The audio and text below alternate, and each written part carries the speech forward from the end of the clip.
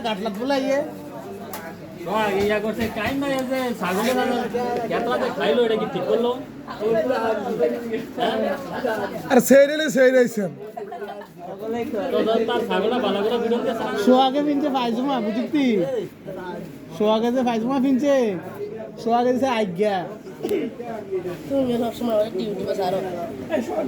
আমার ইউটিউবে দিয়ে রাত এদিক যা রাত